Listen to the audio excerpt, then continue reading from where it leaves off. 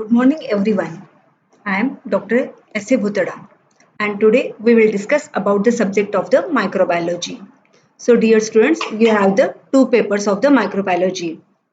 The first paper is the introductions of the microbial world, whereas the second paper, that is the basic techniques in the microbiology. And today we will discuss about our second paper. So in this paper, here there are total 30 lectures and there are two credits. In the first credit, which have the 15 lectures, and the credit seconds having the 15 lectures. So in the credit first, there is a unit of the measurement. And dear students, you know that in our daily life, we are using the units of the measurement. When we are walking, we are saying in terms of the kilometers. When we are purchasing any clothes, that times we are using the unit meters. When we are purchasing any vegetables or the groceries, then we are using the unit kilogram. So these units are used in our daily life. Then the microscopy. In this microscopy, we are using for the observations of the microorganisms, because we know that the microorganisms are in a minute size and we can't see without microscope.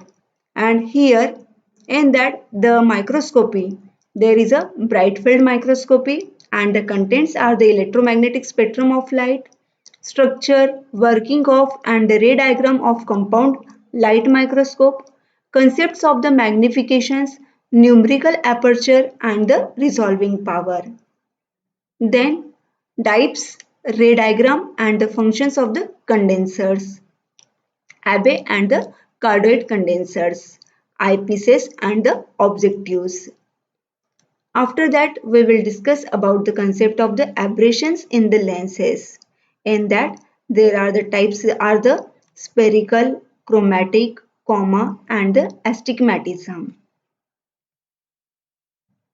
In the second phase, in that there is a principal working and the ray diagram of the phase contrast microscope, fluorescence microscopy, and the electron microscopy. And this electron microscopy having the two types, that is the transmission electron microscopy and the scanning electron microscopy. Then the second part of this first credit, that is the staining techniques. The microorganisms are the colorless, and for the visualization purpose it is necessary that to stain the organisms. So here we will study about the staining techniques. So for that purpose, first we should know about the stain, the types of the stains. In that there is a basic stains and the acidic stains. Then after that we should also know the properties as well as the role of the fixatives, mordants, decolorizers and the attenuators. Then after that, here there is a simple staining, and the simple staining are two types, that is the monochrome staining and the negative staining. This negative staining is also called as the relief staining. Then there is also the differential staining, and the differential stainings are the gram staining and the acid fast staining. Rather than this, there is also the some of the special staining techniques, and in that there is a capsule, cell wall, spore, flagella, lipid granules and the metachromatic granules methods. Then after that the credit second, which also having the 15 lectures, and the credit second, in that there is a sterilization and the disinfections. It is also the most important points in our syllabus, because the all the practicals we are carried out in the aseptic conditions. So here for the sterilization purpose, we can use the physical agents as well as the chemical agents. And here the physical agents are the heat, radiations and the filtrations.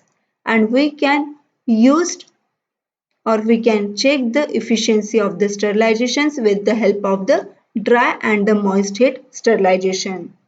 And in that there is a biological as well as the chemical indicators are used. Then the second point is the disinfections, and that the chemical agents these are used, and we should know their mode of actions also.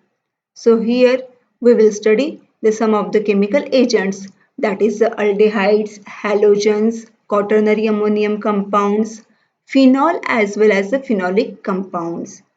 Then we should know the role of the heavy metals, how the heavy metals can inhibit the growth of the microorganisms. And generally this terminology is also called as the oligodynamic action. Some of the disinfectants like alcohol, dyes, detergents and the ethylene oxides are also useful for inhibiting the microorganisms.